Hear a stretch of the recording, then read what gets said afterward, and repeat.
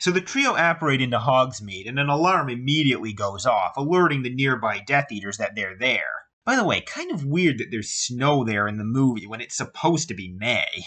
In the book, the Death Eaters initially try using a summoning charm to pull the invisibility cloak off the trio, but it doesn't work. Evidently, there is something special about Harry's cloak after all. When this doesn't work, they send in Dementors. Harry will have to defend himself or give away his position by conjuring his Patronus. Having no choice, Harry does conjure his Stag Patronus to drive off the Dementors, and the Death Eaters see it. Fortunately, the trio are then called into the Hog's Head by the barman, who smooths things over with the Death Eaters, claiming he was the one who set off the alarm by putting his cat out, and shows the Death Eaters his own goat-shaped Patronus, trying to pass it off as Harry's. He's blatantly disrespectful towards them as well, raising his voice and insulting their intelligence. Would have been fun to see this in the movie. Harry spots the second two-way mirror and realizes that it was the barman whose eye he's been seeing in his fragment and who sent Dobby to save them. Where have you left him? He's dead. Sorry to hear it. I like that elf. From there, Harry quickly deduces that the barman is in fact Aberforth Dumbledore, Albus's brother. In the movie, it seems like there's only one mirror, and Harry and Aberforth simply have different parts of it, which does raise some questions about how it's supposed to work when it's not broken. But then the movies never really explain where the mirror came from to begin with, so whatever. As Aberforth explains, he bought the mirror from Mundungus, something we actually caught a glimpse of in Half-Blood Prince book, and has been keeping an eye out for Harry ever since. In the book, Ron asks him if he sent the Doe Patronus and the sword to them as well, and Aberforth has a characteristically blunt answer for him. Braids like that, you could be a Death Eater, son.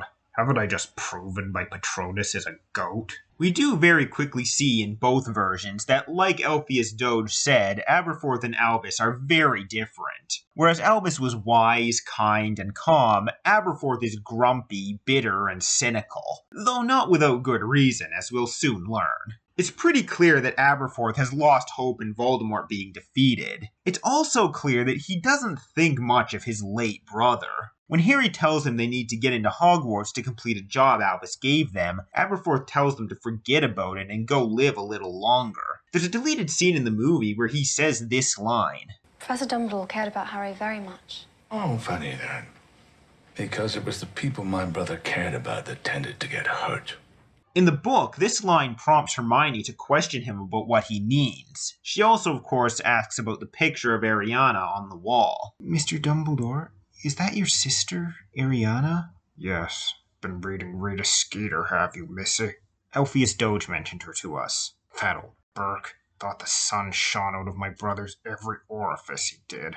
Well, so did plenty of people. You three included, by the looks of it. This is where we get the third point of view on Albus Dumbledore's past. Previously, we heard from Elphias Doge, someone who viewed Albus through rose-tinted glasses, and Rita Skeeter, someone trying to portray him in the worst light possible. Now we hear from his brother, Aberforth, who has probably the most reliable and objective view so far, though even he has his own biases. He explains the real reason Ariana was kept secret from the public. She was seen doing magic by 3 magic-hating muggle boys who got scared and attacked her. Following this attack, Ariana became an Obscurial. She repressed her magic to the point that it drove her mad and she could no longer control it. Their father, Percival, took revenge on the Muggles and was sent to Azkaban for it. He didn't tell the Ministry the real reason he did it, for fear that they would lock Ariana up in St. Mungo's for the rest of her life. As such, everyone but the family thought Percival was simply another Muggle-hating wizard. Ariana, meanwhile, had to be kept isolated for others' safety and had to be constantly cared for to keep her calm. Her mother, Kendra, did this for the most part, but Aberforth helped as well. Aberforth and Ariana were really close, and he could get her to eat and to calm down when even her mother couldn't. Albus, meanwhile, didn't want to be bothered with his little sister when there was studying to be done and prizes and glory to be won. Then, one day, when Ariana was 14, Aberforth wasn't there to calm her down, and she went into one of her rages, losing control of her magic and accidentally killing her mother. Aberforth seems to think that had he been there, he could have calmed her down before that happened. Because of this, Albus had to cancel his trip around the world with Elphias Doge and become head of the family and look after his sister. Aberforth tried to do it himself, telling Albus he didn't care about school, but Albus insisted Aberforth finish his education and that he would take care of Ariana. According to Aberforth, Albus actually did alright for a few weeks, until Grindelwald came along. And at last my brother had an equal to talk to, someone just as bright and talented as he was. And looking after Ariana took a back seat then, while they were hatching all their plans for a new wizarding order and looking for Hallows and whatever else it was they were so interested in. Grand plans for the benefit of all wizard kind. And if one young girl was neglected, what did that matter when Albus was working for the greater good? Eventually, Aberforth had had enough, however, and confronted Albus, telling him his sister needed him, especially since Aberforth was going to have to return to Hogwarts soon, and that they wouldn't be able to take her with them on their campaigns. This pissed off Grindelwald, who lashed out at Aberforth for trying to get in their way, and told him that Ariana wouldn't need to be hidden away anymore once they led the wizards out of hiding and taught the Muggles their place. A fight broke out, and Aberforth had the Cruciatus Curse used on him by Grindelwald, though Albus tried to stop him. They got into a three-way duel, and in the process, one of their curses accidentally hit Ariana and killed her. They never found out whose. Grindelwald, who already had a record, fled, and Albus, according to Aberforth, was finally free to become the greatest wizard of all time now that the burden of his sister was lifted off his shoulders. As is often the case with things like this, when we have two opposing accounts of things that happened in the past, the truth is usually somewhere in between. We see that here, where before we had the opposing views of Elphias Doge and Rita Skeeter, now we're given the true story by Aberforth. The one thing Aberforth isn't aware of, and as such doesn't bring up, is how much Albus regretted what he had done. Harry actually brings this up as he remembers the things Dumbledore said in the cave after he drank that potion. He was never free. I beg your pardon? Never. The night that your brother died, he drank a potion that drove him out of his mind. He started screaming, pleading with someone who wasn't there. Don't hurt them, please. Hurt me instead.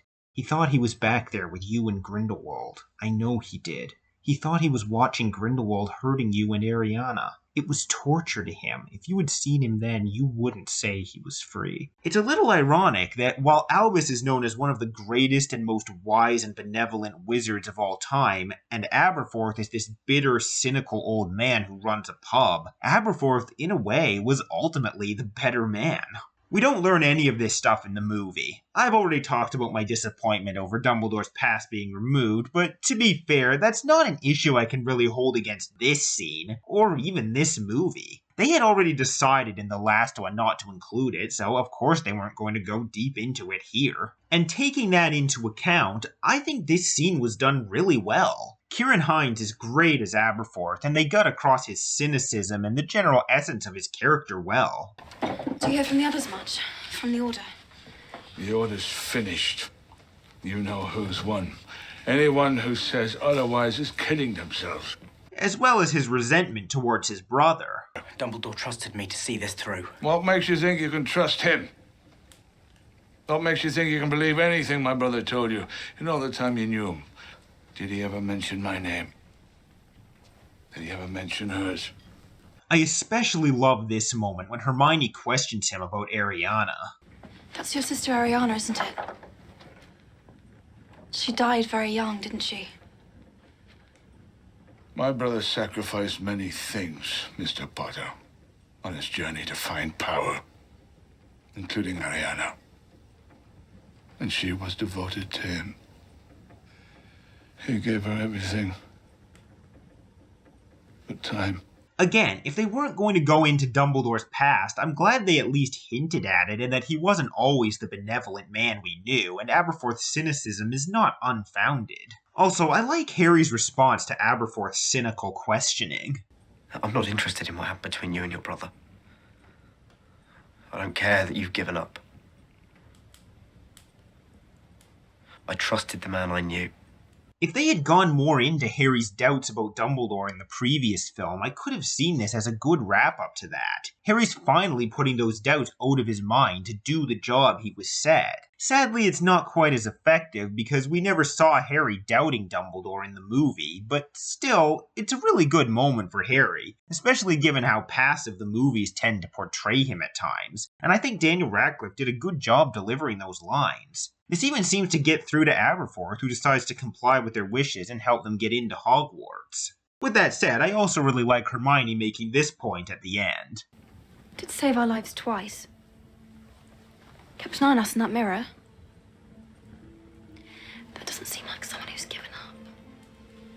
I suppose if there's one thing I don't really like in this scene, it's Harry telling Aberforth that they're hunting Horcruxes. This is supposed to be a huge secret and that he doesn't tell anybody. In the book, he wouldn't even tell Lupin or Bill. So him telling Aberforth seems a bit weird. Still, considering how well the rest of the scene was done, I give that a pass. Also, just one other funny thing to mention, the girl playing Ariana here actually kind of looks like Jude Law. Another reason he was cast so well in the Fantastic Beasts films. So in the book, Harry makes a similar speech showing his determination. Sometimes you've got to think about more than your own safety. Sometimes you've got to think of the greater good. This is war.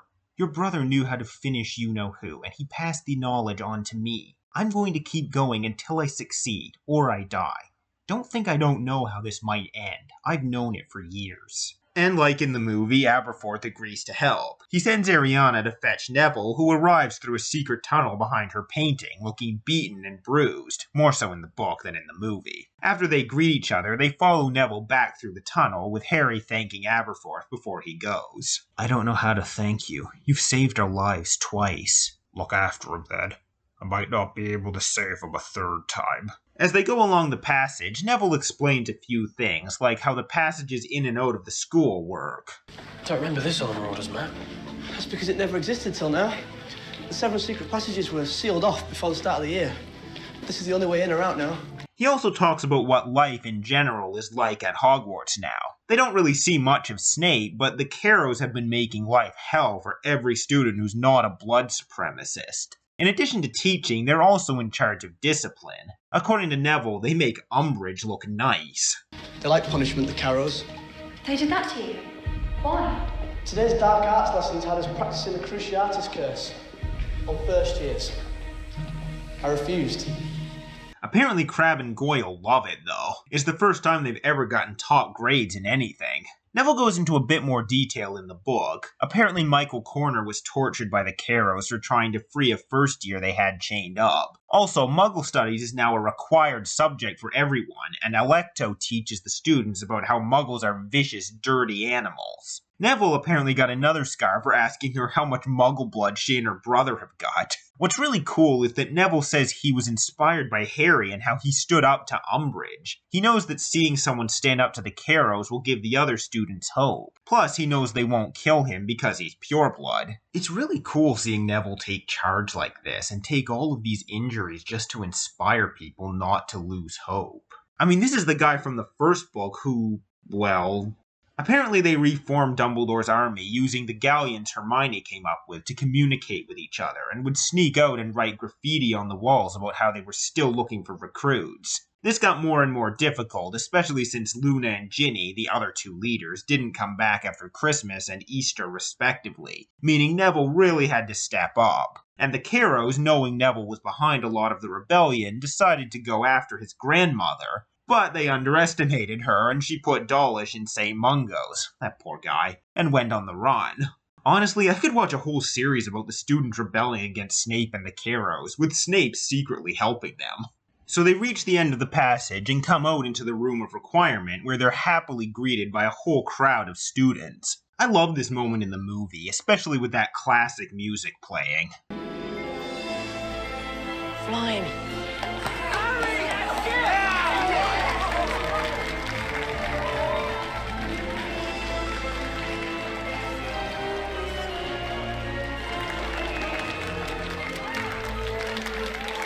There are a few minor differences here, like it seems Dumbledore's army is involved with the Potter Watch program, as they use that to contact the Order. Neville even says, Get the word out to Remus and the others that Harry's back. even though Neville's never really been involved with the Order. In the book, they simply send a message to the other DA members not present, and some of those members, namely the Weasleys, inform the Order. There were also a few students present that weren't there in the book. Luna and Dean, of course, were captured along with the trio, so they're not there. And there are also students present that should have graduated, including Cho Chang, Cormac McLagan, Katie Bell, and Leanne. Luna, Dean, Cho, and Katie do arrive a bit later, though, since they were DA members and as such received a summons. Also, Parvati Patil is not in this movie at all, despite having been consistently present since Prisoner of Azkaban. I can only assume the actress wasn't available to return for one reason or another. Speaking of students, one mistake I think Rowling made here, and that I kind of wish the movie had changed, is that it specifically stated that there are no Slytherin students present. I find it hard to believe that not one Slytherin student was against what the Carrows stood for. Then again, maybe they were just too scared to oppose them. Regardless, I think it would have helped their image a bit to have at least a couple Slytherins present. In the book, Neville explains a bit about how he found the room while running from the Carrows and how it's expanded since to fit their needs as more and more people arrived. Apparently the passage to the Hog's Head was formed when they needed food, since the room can't seem to create food. At this, Ron actually explains what Hermione did while they were camping, that food can't just be created from nothing. He actually does listen to her. Harry then has a vision of Voldemort finding the ring Horcrux gone, and knows they have to move quickly. Now, in the book, Harry is very reluctant to let the other students help. He wants it to just be himself, Ron, and Hermione. Neville, of course, argues, saying that everyone here is loyal to Harry and Dumbledore, but Harry doesn't want to get them involved, even though, let's face it, they're all already involved. It's during this time that several more people show up, having been summoned by the enchanted DA galleons. Luna, Dean, Ginny, Fred, George, Lee Jordan, and Cho. They all think Harry returned to help them rise up against the Carrows, even though really he's just there to find the Horcrux and plans on leaving as soon as he finds it. In the end, it's Ron and Hermione who convince Harry to let the others help, pointing out that they don't need to tell the others it's a Horcrux they're looking for. And as Hermione says, you don't need to do everything alone, Harry. Realizing he's reaching Dumbledore levels of keeping secrets, Harry relents and tells the others the plan. I love the way this is done in the movie. There's something we need to find. Something hidden here in the castle. And it may help us defeat you-know-who. Right. What is it? We don't know. Where is it? We don't know that either. I realise it's not much to go on. That's nothing to go on. Of course, when Harry brings up that it might be connected to Rowena Ravenclaw, Luna brings up her diadem, which unfortunately has been lost for centuries. And Ron asks the question that, let's be honest, most of us have. Can someone tell me what a bloody diadem is? Now in the movie, this is where Ginny shows up, and again, Ron has a great reaction. 6 months she hasn't seen me, and it's like I'm Frankie first year. Only a brother. She had lots of those, though. She only one, Harry. Shut up, Seamus. She informs them that Snape knows Harry's here, and after a brief montage of the students walking in formation overseen by the Carrows, they're all gathered in the Great Hall where Snape interrogates them as to Harry's whereabouts. This doesn't happen in the book, though personally I really like the scene. In the book, Cho offers to bring Harry to the Ravenclaw common room to show him what the diadem looks like, as there's a statue of Rowena Ravenclaw there. Ginny, of course, refuses to let her and has Luna take Harry instead. Personally, I don't see this as Cho getting flirty with Harry, but rather just wanting to make amends. But still, I don't really blame Ginny for her reaction. So, under the invisibility cloak, Harry and Luna head to the Ravenclaw common room, which we never got to see in the movies. To get in, rather than give a password, they have to answer a riddle. In this case, the question is, what came first, the phoenix or the flame? Luna's answer is, the circle has no beginning. And they're allowed in. The deserted Ravenclaw common room was a wide circular room, airier than any Harry had seen at Hogwarts. Graceful arched windows punctuated the walls, which were hung with blue and bronze silks. By day, the Ravenclaws would have a spectacular view of the surrounding mountains. The ceiling was domed and painted with stars, which were echoed in the midnight blue carpet. They find the Ravenclaw statue, and Harry steps out from under the cloak to get a closer look at the diadem sculpture on her head. And then he's interrupted by Alecto Carrow, who was standing in the room waiting for them, and uses her dark mark to contact Voldemort. Now Voldemort knows Harry is at Hogwarts. Fortunately, Luna, who's still under the cloak, knocks out Alecto with a spell, but the noise wakes the Ravenclaw students above. Harry gets back under the cloak, and the students emerge to find Alecto's unconscious form. Thinking she might be dead, they all start cheering. However, at that moment, Amicus Carrow starts banging on the door from outside, and the students all flee back upstairs again. Amicus is unable to answer the riddle to get through the door, but then Harry and Luna hear McGonagall's voice as she joins him. Amicus, very rudely, orders McGonagall to open the door for him, which she does, and they both enter the common room.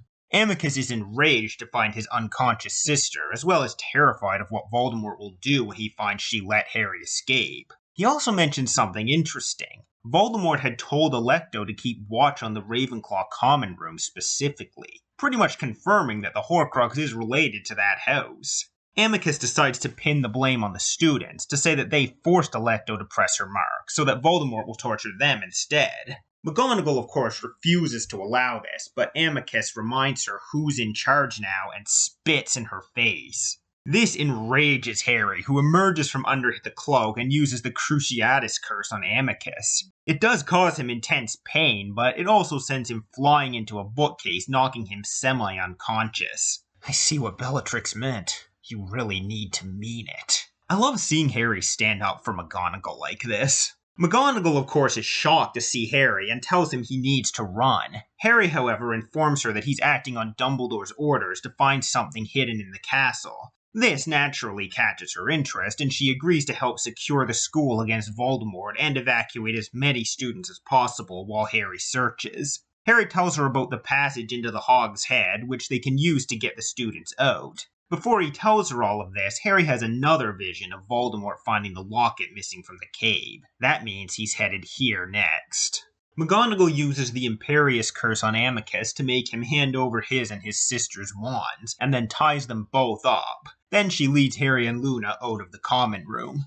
McGonagall sends Patronuses to the other three heads of house so they'll meet up with her, and as she and the invisible Harry and Luna head down the corridors, they're confronted by Snape. Snape clearly suspects Harry is present under the cloak, as his eyes keep sweeping the air around McGonagall as he questions her. Eventually, he straight up asks her where Harry is, and this is where the two of them have their fight. It's a pretty epic fight. McGonagall sends flames from a torch at Snape, who transforms it into a black snake to attack McGonagall, who reduces it to mist and reforms it into a bunch of knives, which she sends at him. They're pretty evenly matched, and it's only when Sprout, Flitwick, and Slughorn arrive that Snape is forced to flee. Of course, Snape was probably holding back, since he doesn't really want to hurt her. As you've obviously noticed, this is all quite different from how things happen in the movie. The movie skips the stuff in the Ravenclaw common room, and the confrontation between Snape and the other teachers happens in the Great Hall. I actually prefer this, to be honest. For one thing, it gives Alan Rickman more lines, which is always a plus. Now, should anyone, student or staff, attempt to aid Mr. Potter, they will be punished in a manner consistent with the severity of their transgression. Furthermore, any person found to have knowledge of these events who fails to come forward will be treated as equally guilty. Of course, the real reason Snape wants Harry is not to hand him over to Voldemort, but to inform him that he's a Horcrux. However, the main reason I prefer this to the book version is because we actually get to see Harry confront Snape in front of the entire school, which is something we didn't get to see in the book. If there's one thing Daniel Radcliffe has always been great at, it's conveying anger. Well, with one exception. And he really shines in this scene. How dare you stand where he stood? Tell them how it happened that night. Tell them how you looked him in the eye. A man who trusted you and killed him. Then, of course, we have the fight as McGonagall runs to Harry's defense. It's not as cool or inventive as the one in the book, but there is one touch here that I do like. Since the events in the Ravenclaw common room didn't happen, the Carrows are also present here, and there's this one moment where we see Snape deflect McGonagall's spells to hit them. Obviously, he did that on purpose. Again, if a TV show were ever to be made, maybe they could include the Ravenclaw common room stuff, and then have Snape summon everyone to the Great Hall. That way we'd get both. But anyway, at this point in the movie, we see Voldemort communicate telepathically with everyone in the castle. In the book, however, since they're not even in the Great Hall yet, and Voldemort hasn't arrived at Hogwarts, this doesn't happen until later. In the book, after Snape runs, McGonagall tells the other teachers to start preparing defenses. Sprout heads off to get some dangerous plants to help fight off the Death Eaters, while Flitwick begins casting protective spells around the school. Slughorn, however, merely splutters and wonders whether this is wise. I shall expect you and the Slytherins in the Great Hall in 20 minutes also. If you wish to leave with your students, we shall not stop you. But if any of you attempt to sabotage our resistance or take up arms against us within this castle, then, Horace, we duel to kill. The time has come for Slytherin House to decide upon its loyalties. Go and wake your students, Horace. Before leaving, Harry asks Flitwick about the diadem since he's head of Ravenclaw House, but he responds that no one's seen it in living memory. The wording there, of course, is very important. As McGonagall leaves, with Harry and Luna following her, Filch runs up, shouting about students in the corridor, much like he does in the Great Hall in the movie. Students out of bed! Students in the corridor! They are supposed to be out of bed, you blithering idiot. Oh. Sorry, Mum. In the book, however, McGonagall tells him to go get Peeves to help with the defenses. McGonagall then brings the suits of armor to life and sends Harry and Luna back to the Room of Requirement to fetch the others, while she goes to get the remaining Gryffindors. When they get to the Room of Requirement, they find Lupin, Kingsley, Mr. and Mrs. Weasley, Bill, and Fleur there, as well as all the members of Harry's old Quidditch team, Oliver Wood, Angelina Johnson, Katie Bell, and Alicia Spinnet. Ron and Hermione, however, are not there. They've actually gone down to the Chamber of Secrets to get the Basilisk Fangs. I'll touch on this in a bit. When Harry announces that everyone's meeting in the Great Hall to organize, everyone rushes out until only Mr. and Mrs. Weasley, Ginny, the twins, Bill, Fleur, and Lupin remain. Ginny and her mother get into an argument. Ginny wants to stay and fight, but Mrs. Weasley demands that she evacuate with the other underage students. Fred and George stand up for Ginny, but Bill sides with Mrs. Weasley. Even Harry, not wanting Ginny to get hurt, sides with her mother. And it's only then that she gives in. At that moment, another Weasley emerges from the Hog's Head. Percy. There's some awkward silence between him and the rest of his family, which Fleur tries to defuse by asking Lupin about Teddy, prompting him to show them all a picture. However, Percy then blurts out, "I was a fool. I was an idiot. I was a pompous prat. I was a ministry-loving, family-disowning, power-hungry moron? Yes, I was." "Well, you can't say fairer than that," said Fred, holding out his hand to Percy. I loved this moment. It almost made me tear up when I first read it, mainly because I had my doubts that Percy would ever come around. So seeing Percy admit his own faults was pretty cool, as well as seeing his family forgive him so quickly. At the end of the day, despite everything, they're still family, and they have bigger things to deal with now. While the whole Percy subplot ultimately wasn't totally necessary, and I totally get why they cut it for the films, for me, this moment made it all worth it. It's just a shame Ron wasn't here to see this. Speaking of Ron, Harry then notices that he and Hermione are missing and starts to worry. He isn't able to worry for long though, as he feels his scar burn and sees through Voldemort's eyes. He's right outside the school gate. He was possessed of that cold, cruel sense of purpose that preceded murder.